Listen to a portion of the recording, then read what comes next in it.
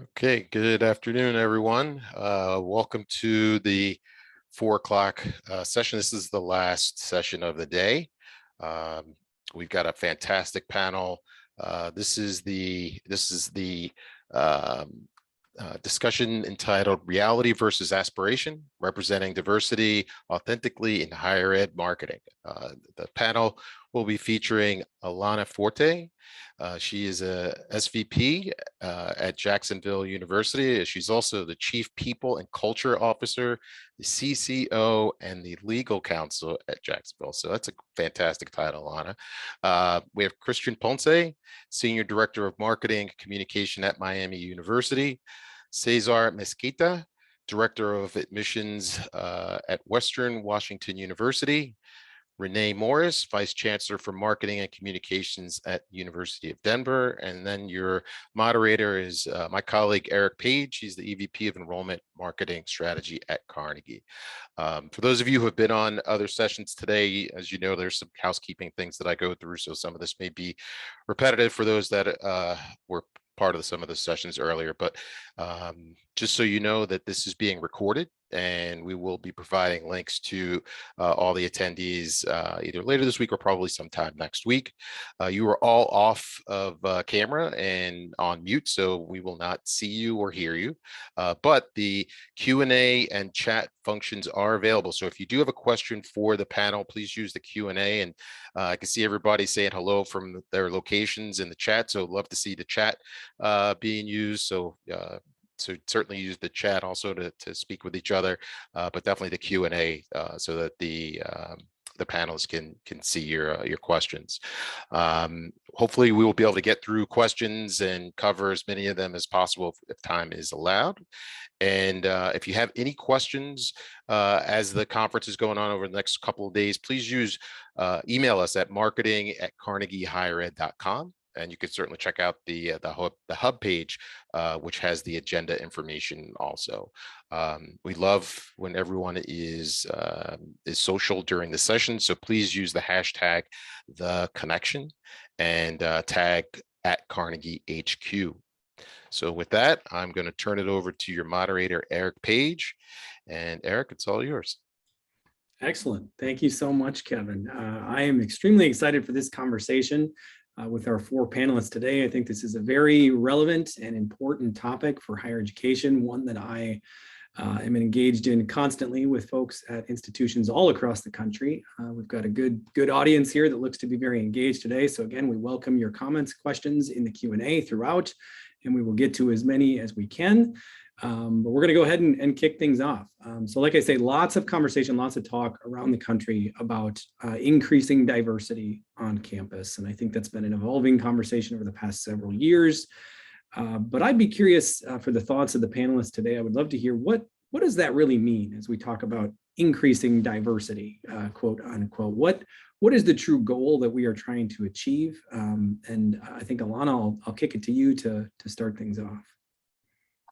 So I would say the goal is to have a sense of belonging on campus. You want students, faculty, staff to embrace different identities, cultures, learning, attitudes, and it really allows for this spectrum of growth and development.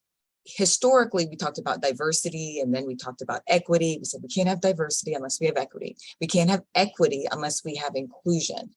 But when you're really thinking about this concept, it's really to support a feeling of belonging. So all of your students, faculty, staff, employees can show up, thrive, be successful, and do their best work. That's really what we're going for. It's not for everybody to agree. It's to embrace healthy conflict. It's to allow for civil discourse. Sometimes it's to unlearn behaviors and engage others and allow different perspectives. So it truly is the concept of the marketplace of ideas and what universities were created for. Others want to weigh in?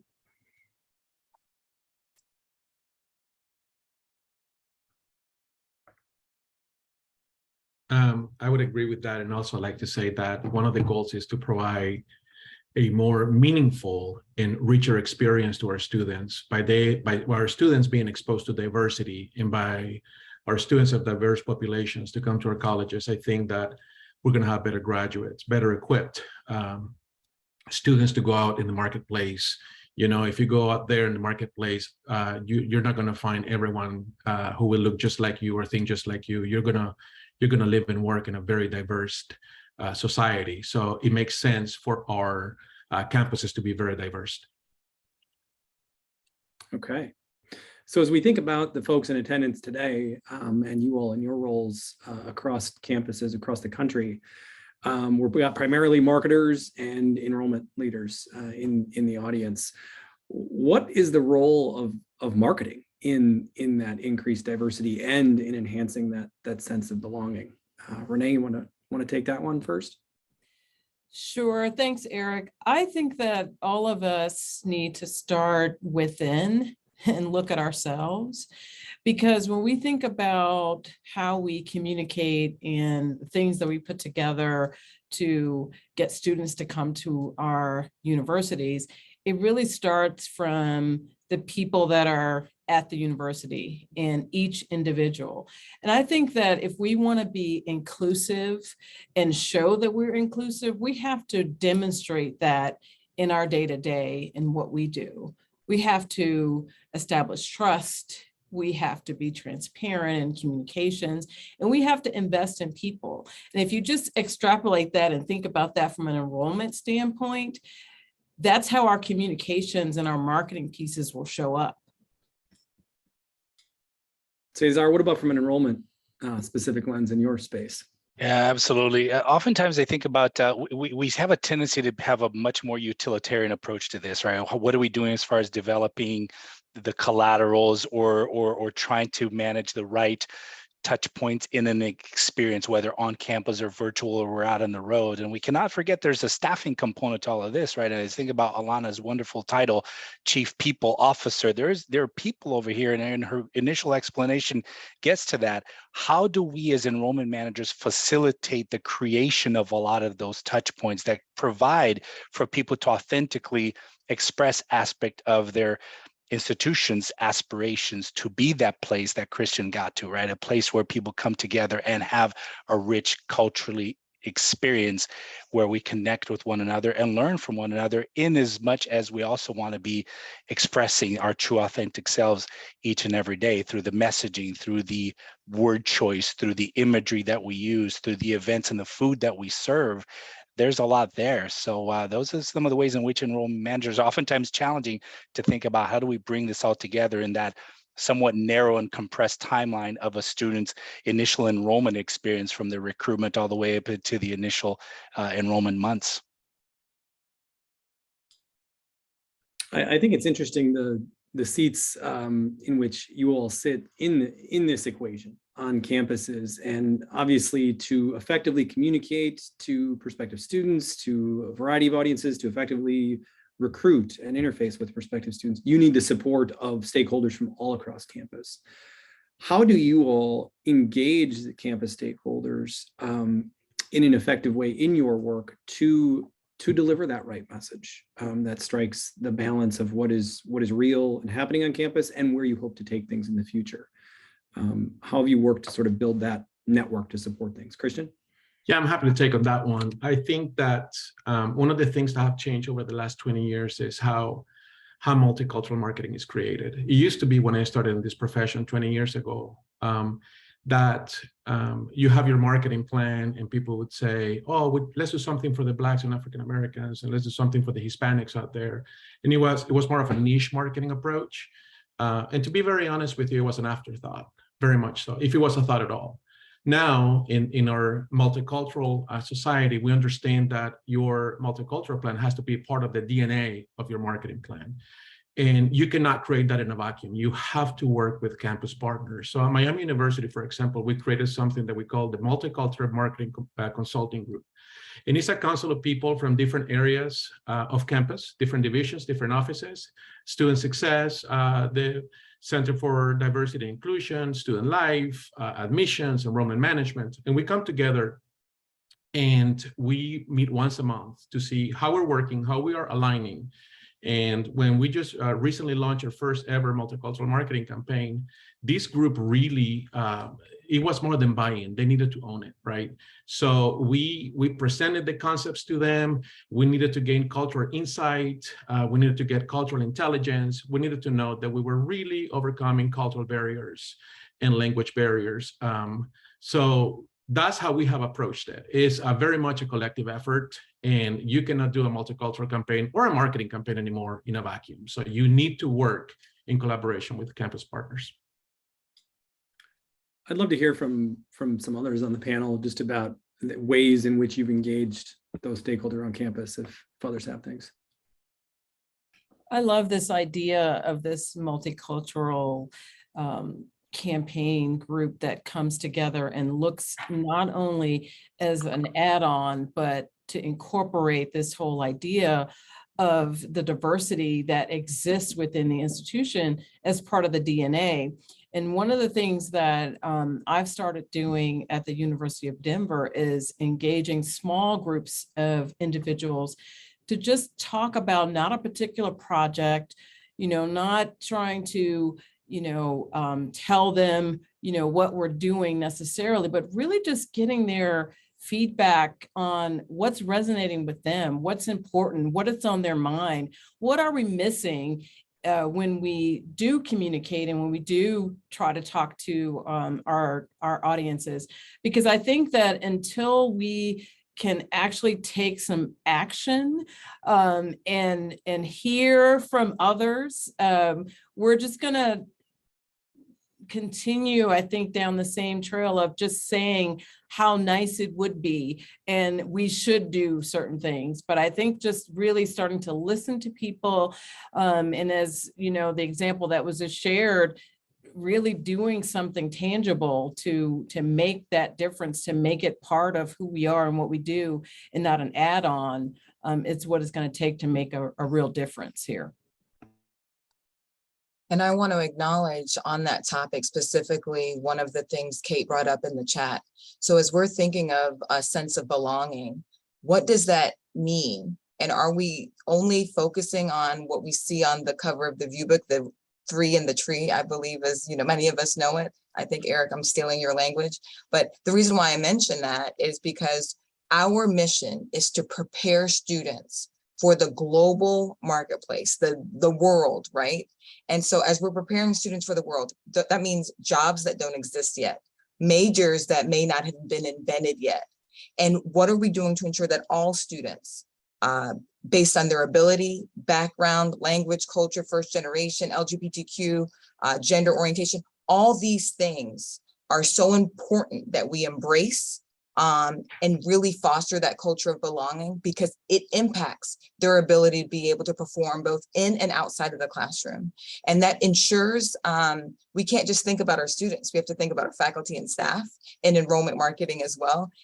It's always the students we're focused on, but if we're not thinking about the faculty that are teaching those students, are we trying to embrace all this diversity, connectivity, but the classroom is not reflective of the people in the environment and the culture? All those things are so important for purpose. So I do want us to think about this in a way that encompasses everybody's identities and not focus on things that we often see.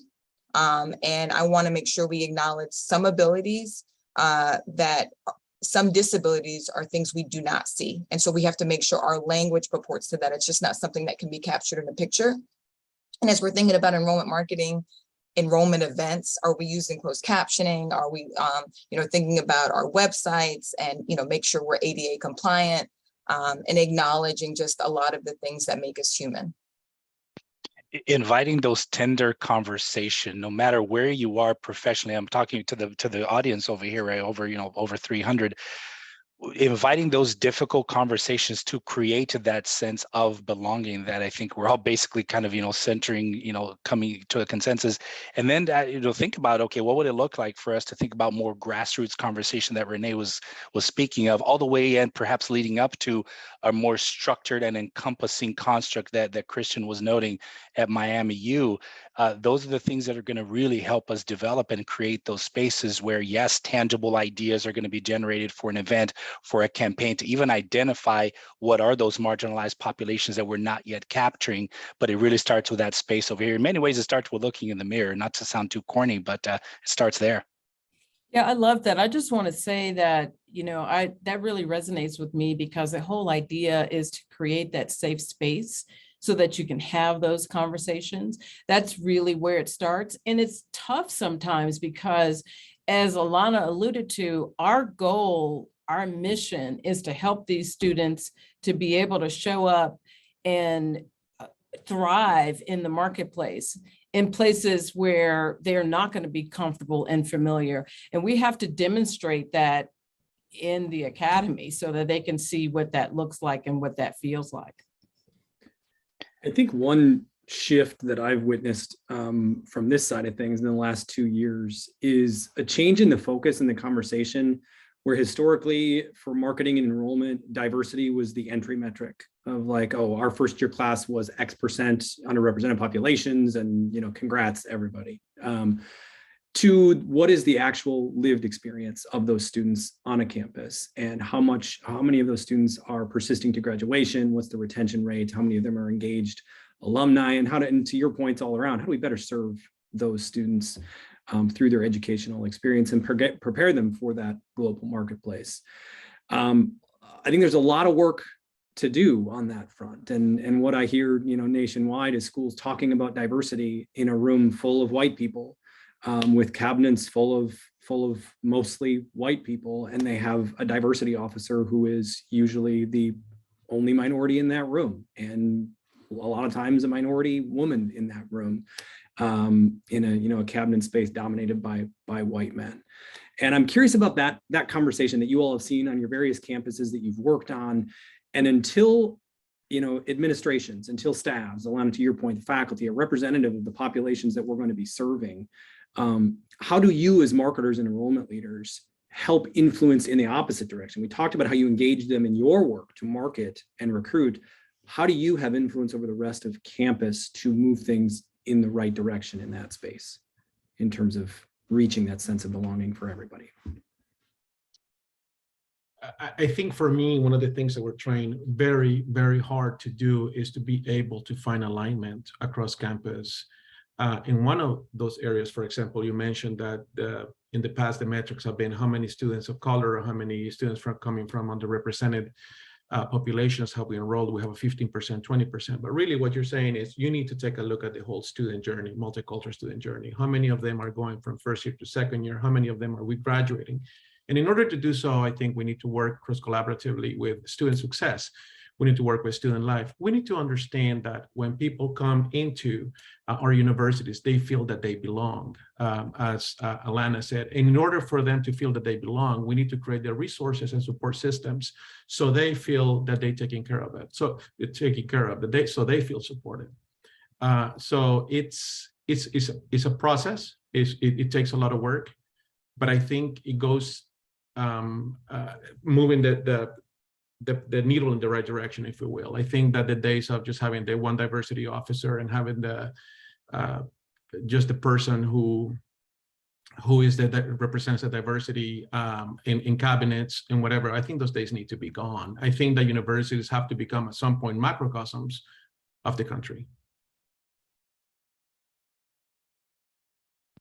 I'll weigh in over here with just a quick example of how this can manifest itself on that pushing up information, or how helping change the internal construct, right? And actually getting to a question that came up over here: what about students of other identities? LGBTQ plus, students with disabilities, veterans experiencing homelessness, and so on and so forth. Yes, a lot of these things we do need to recognize that there's going to be an institutional construct of how you are creating those spaces to invite those conversations, right? Creating that safe space and identify where your goal is. There's something to be said. And in our case over here, one of the things that we are trying to get at over here is, what do we understand as far as students with learning differences? And here's what we learned in the space of working within the high schools, right? And start to understand a lot more. It used to be before that there was a lot more stigma associated with students with those identities, right? And with having LDs, learning differences. And a lot of the internal conversation was still very much about, we need to provide these students, with resources, with experiences, with meaning. But students and families coming from the high schools, and this has been a shift change in the last few years that we've noticed, there's been an incredible amount of demand that students and families not be treated as broken, that you are here to absolutely ensure that my son or daughter will thrive. So I'm now pushing the conversation with my colleagues in that student services area to piggyback on something that Christian was getting at and saying, you're going to be seeing a tidal shift over here in expectations. So let's make sure that we're talking about this and messaging this appropriately and sensibly. Question for the group that captures, I think, the essence of a comment here in the chat. What advice would you give to folks in the audience working on campus to improve things in this space, in an area where I think it's easy to feel like you're failing a lot, and get discouraged at the progress you are making? Because I think this group has alluded to a lot of the good things happening on campuses across the country, but you'll get beat down from various directions. What advice would you have for people in terms of, staying the course and making incremental progress?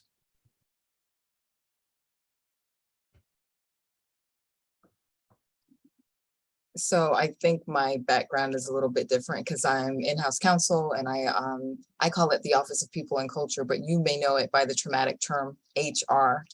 But my advice is, with a number of issues landing on my desk every day, that is often things people don't want to talk about. It's often when people are having their worst day. I would say that's sometimes the work. Like, progress is a process, and the ability to be able to get maybe from 0 to 1 may have taken years, but that's the work. And so have a lot of faith and pride in doing the work. Sometimes it's dirty. Sometimes you get in the weeds and you find out how the sausage is made, but know that even when you're uncovering maybe institutional stigma with how you're changing your enrollment marketing plan, or how you're working on incorporating this into every facet of your organization, that work, everything you're uncovering, the uncomfortable conversations, the lack of support from leadership, that's progress because you're aware of it. That's a step more than yesterday when we weren't talking about it, right? And so you have to take on some of the setbacks with the spirit of knowing it's progress. And sometimes to take a step forward, you got to take 2 steps back and you adjust. But just know that it's work that has to be deeply rooted, and you're making a firm foundation, a framework for success. And that's how institutions work. That's how our government works. And so that's the success. I mean, the days that you come home and you're the most tired or you're the most stressed, you've done us proud, you've served us well. And I think that's a really good way of framing it, because it's a job well done. I think that's encouraging for people to hear, because we do find ourselves a lot of times making a step forward and then a couple steps back. And I think the key is, Eric mentioned that it's incremental, but we also have to be intentional. And that means that we keep showing up and we keep doing it every day, so that we don't lose that momentum and the faith to keep going. Make sure you celebrate the wins along the way, so that it helps bring about that reinjection of that faith in the processes that are being adopted, the conversations that are taking place, the results that are being showcased in the KPIs and the metrics and so on, and celebrate at the human level. Yes, numbers on the screen, it talks about percentage of class that looks like this, the number of veterans who enrolled, of course, but then to be able to celebrate with one another and say, we were able to accomplish all of these things through that longitudinal experience of conversations, of intentionality, and establishing some goals. I love that, Cezar. And also I was thinking that because of what Allana and Renea mentioned, that this is hard work and you have to keep showing yourself, and it's exhausting work. And make sure that you have a good support system of colleagues, that you encourage one another at a human level. I was talking about that earlier today with my director of diversity enrollment, it's good to motivate one another and talk about it and celebrate, like Cezar mentioned, those small victories to keep moving forward. Okay. Topic that I think is top of mind for everybody in this space is, and Allana, you referred to 3 in a tree earlier, and you know the imagery that we see that's so cliche over the years of publications and websites that is not representative, but is, you know, maybe aspirational. How do we balance that? How do we show the students where we're going, acknowledge where we are, demonstrate our commitment to that in a way that is progressive and authentic and representative? And that is that's, you know, maybe the $1 million question for the industry, but what are y'all thinking on that?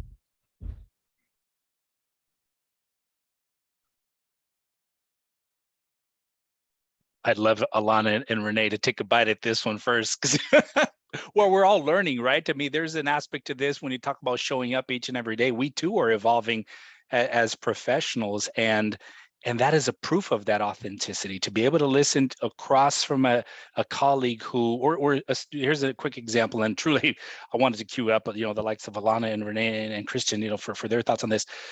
When a leader of a student organization is coming at you and saying what you are doing is cultural appropriation, and you need to sit with that discomfort right there, thinking, well, what do you mean? I've been doing this for so many years, and look at my, you know, my salient identities. You know, is it not obvious that I'm on the right team here? No, you need to actually be showing up and listen and incorporate the feedback and do the work. And that's the thing, I think, part of that authenticity, that you are going to show up, you're going to incorporate what is being said into changing your practices and move the needle some way or another. But yeah, queuing up the experts in the room. I also like symbolism, and I like often acknowledging who's not in the room, who's not on campus.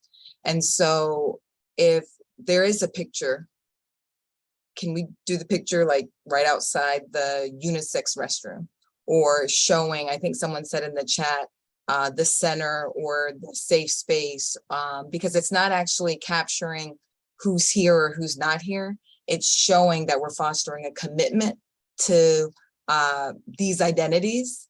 And so it really allows for people to show up regardless of numbers, right? And I think sometimes we lose that. I've been on a campus before where there was not a lot of diversity at all. It was very vanilla. And it was what I thought was going to be uncomfortable. And it was the most progressive, comfortable place I've ever worked. And I say that not because the D was high in numbers. They were definitely working on E. There was a lot. It's basically that belonging where I felt seen, I felt heard, and others who were probably a little bit different from the norm, regardless of what the majority was in any case. They always wanted to look for who was not in the room, who they were making decisions for that were not on campus, and acknowledge that. And so I think that's really, really important when we're thinking about this, not just through the lens of individuals, but what do I want in a place where I'm going to learn, study, work, that is going to allow me to be successful. It may not just be having another person in the room. It may be have systems in place that support those identities.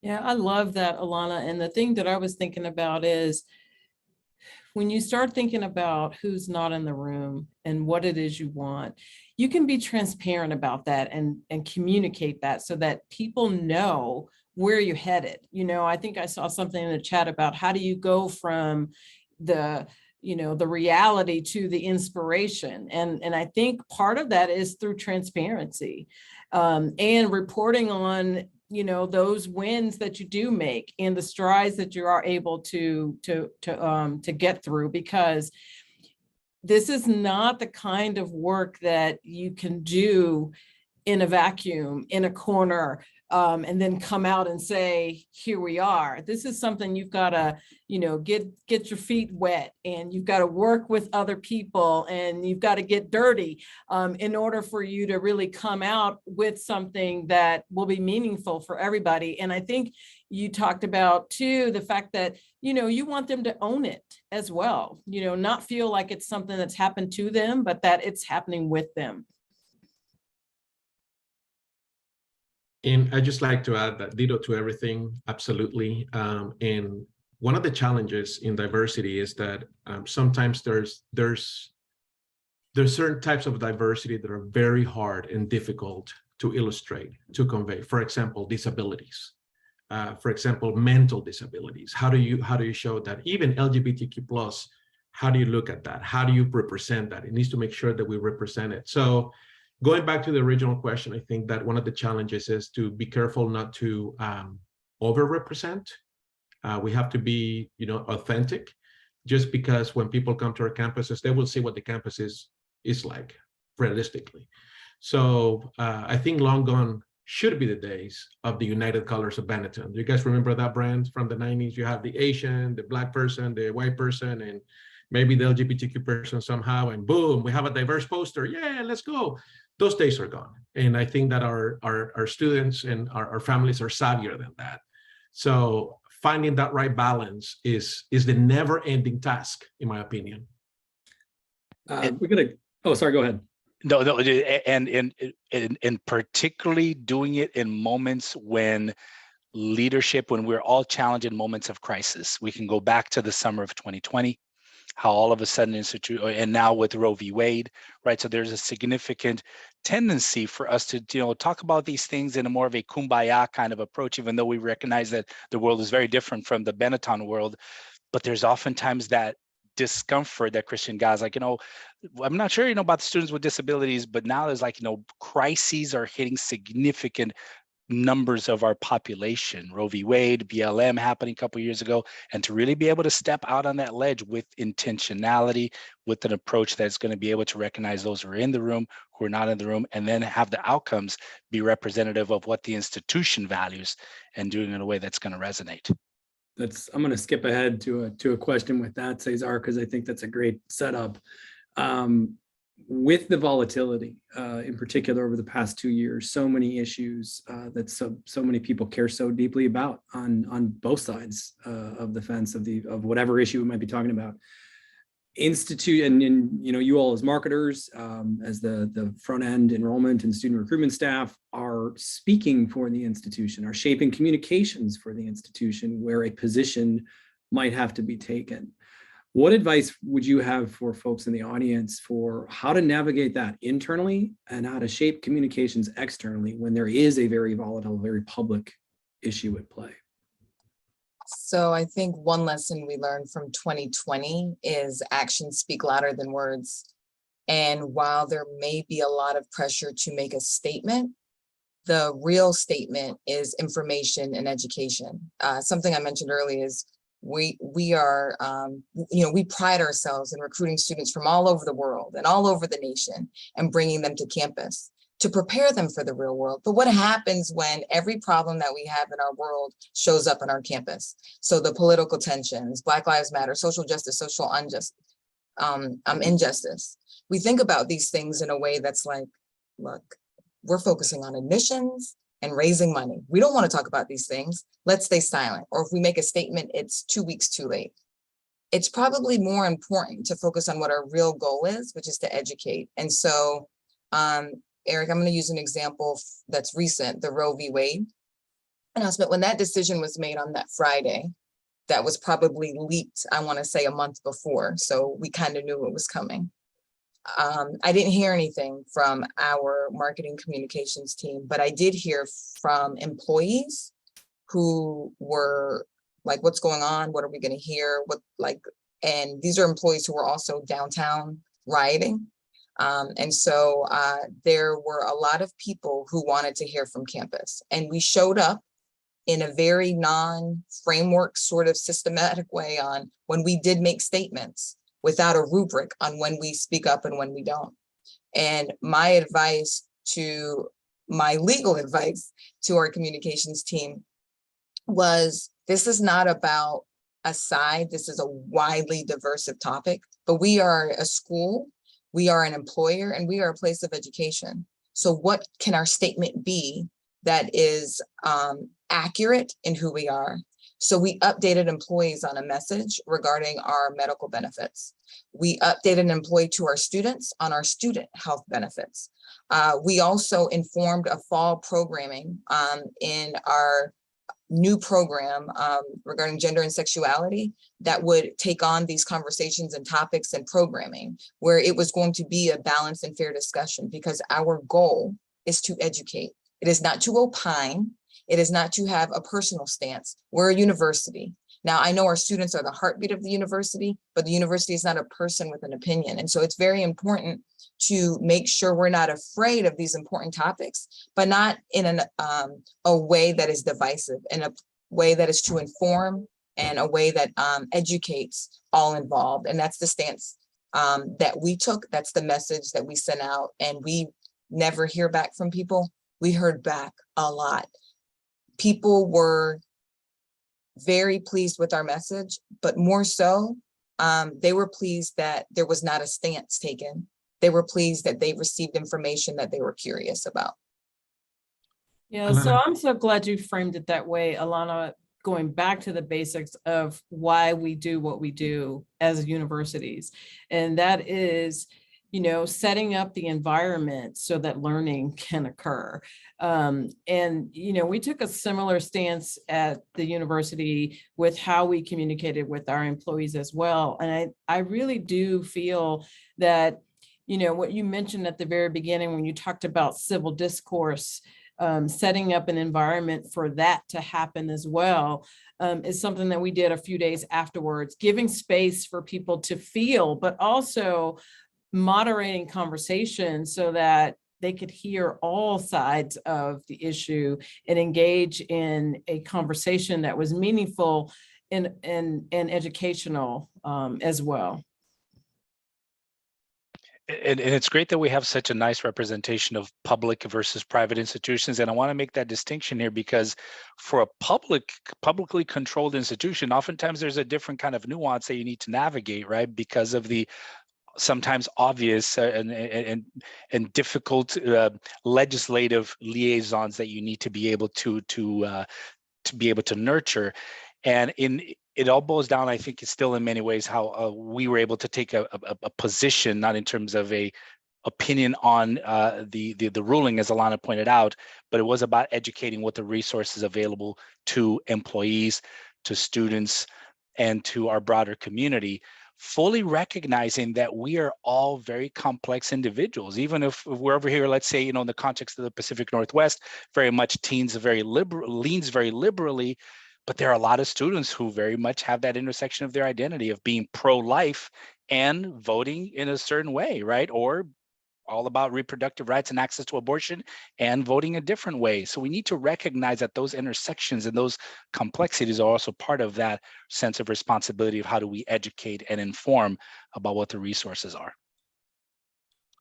And thank you so much. And I wanted to go back to Allana. I think earlier during the conversation, you mentioned that we need to welcome healthy conflict, I think is what you said, or something like that. And I love that, because we're places of higher learning, right? We are places that need to welcome not only diversity, but divergent voices. It's part of growing up. It's part of educating ourselves and learning. And I love how you said that you don't take a position, but you really think about who we are. We're educators, we're employers, and how that affects the health, for example, benefits of those populations. I think that was very smart. I've got a good question in the Q&A here from Katie. Is it appropriate to share DEIB progress and success stories externally when the progress are changes that maybe should have been in place all along? How do you reconcile that? What's the conversation you have to have?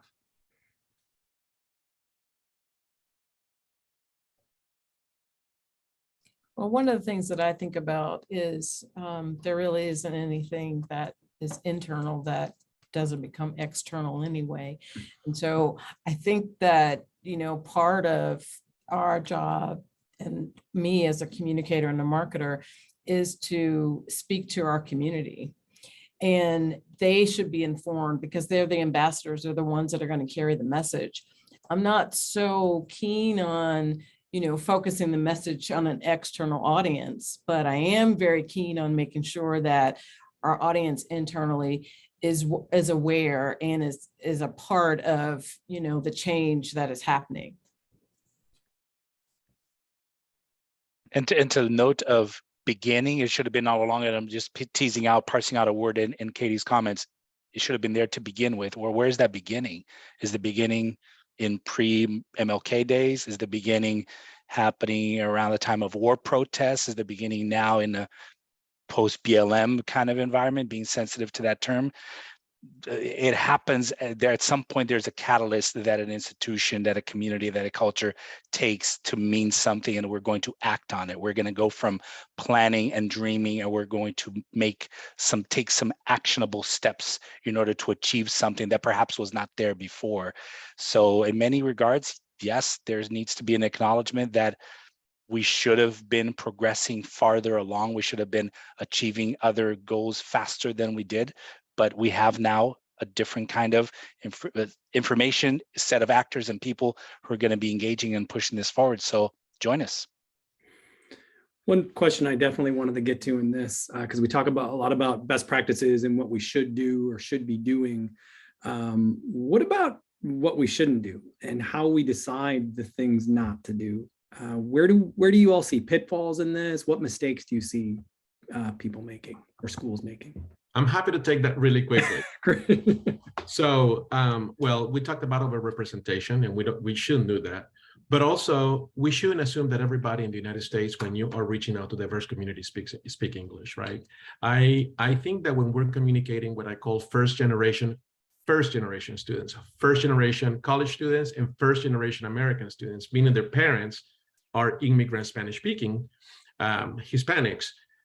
When talking to their parents, it's important to really address them in their language, in the native language in Spanish, because they take a huge role in that affects whether the kid goes to college or not, okay? So when we do that, let's do it well. Let's don't do translations that are not done well. You probably heard about famous international translation mistakes, and I'll give you 3. According to Insight, one of them is when the Association of dairy producers in the United States translated the famous campaign "Got Milk" in Spanish in Mexico. It translated as "Are you lactating?" ? So we have to be careful, and we have to be very intentional about doing that well. There's many others that are really funny. I'll leave you with that one. One last question from the chat. I think harkens back to the conversation about information and taking a stance or not taking a stance when there's public issues that are very volatile. How do you control the conversation? Do you attempt to control the conversation that surrounds your institutional message in those circumstances? I think a lot of it is in the setup and being intentional with what you want to achieve and being clear with that from the very beginning. The other thing is having, guidelines so that everybody gets a voice, and making sure that you're not having, the conversation dominated by one person or one thought or the other. And I think, having someone like you, Eric, is a really good moderator to keep the conversation going. Thanks, Renee. I appreciate that. And we are just about at time. I can't tell you how much I appreciate the 4 of you taking the time to join us for this conversation, and for the 300 or so attendees who logged in. I think we could have gone on a lot longer than 45 minutes, and this is obviously a conversation that will continue into the future. So thank you all very much for this. We appreciate it. Kevin, I'll pass the mic back to you. Yeah. Hopefully everybody can hear me and see me. I was having some audio and computer problems, but I have to tell the panelists, I've been giving you all a standing ovation over here for the past 45 minutes, because this was absolutely amazing, and your insight was just stellar. So thank you all for being a part of today. And something else I wanted to just repeat for everybody, that this was recorded. So if you want to, and when we do send these out, share it with your team, get them all in a conference room and replay this. It may be helpful to do so, because there's some amazing stuff that was shared here today. So that's it for today. We have more conference panels and discussions tomorrow. I think Christine shared in the chat a link to the hub, so you could see all of the sessions for tomorrow. So again, have a great evening. Thank you, panelists. Thanks, Eric, for moderating, and it's good to see everybody. Have a good one.